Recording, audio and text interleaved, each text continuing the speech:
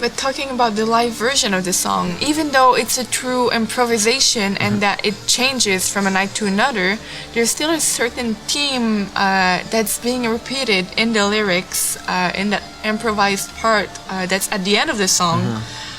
And I would like for you to tell us more a little bit about them. There's one of them that comes back really often, where you say, "And I'm crawling on the floor, banging at your door."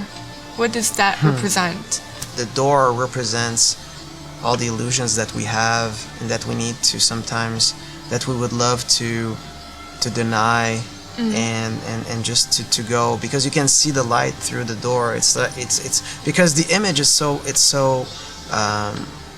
there's a lot of undertone. There's not a lot of words, but you can close your eyes and imagine and envision the scene. You're crawling on the floor and you can see the lights through a door, which means that you're in the complete dark, and you can see a little bit of something that attract you, and you're reaching out to it, and you keep crawling and crawling, because as much as you're crawling, you realize that it's the further it goes. And it's almost unreachable, if not.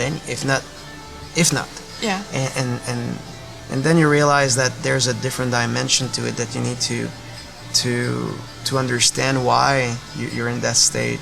And then it goes from, I want to be the one, and not the one in terms of like being number one, but being like complete. I want to be acknowledged. I want to feel something that will define who I am, or will lead me to understand the nature of who I am.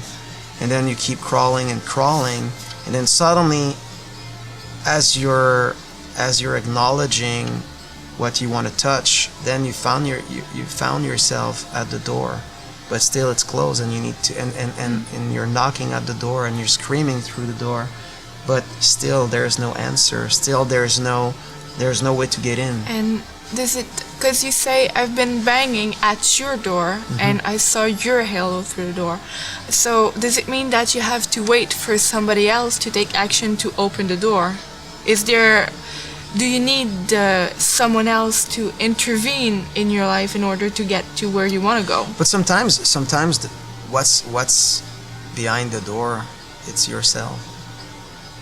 And I think that's the thing. It could be, for some, it could be like a greater entity. It could be God, could be friends, could be a lover, but it could be yourself as well. That's another perspective.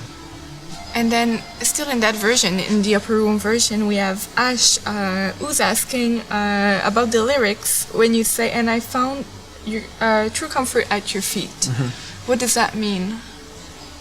I think that for us, especially at that moment, and still, it's still vibrating in our hearts. You in that process where you want to,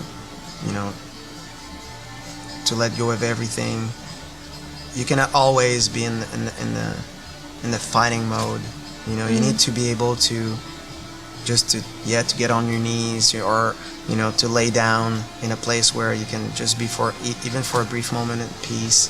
And I think that for us at that very specific moment was to be together. That was just like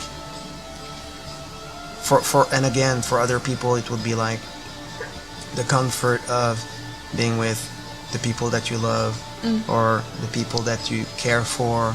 Could be God, could be could be whatever you feel peace through or with. And for us it was really like that moment that we had, and we were looking at each other, and we found comfort there, and that we were together.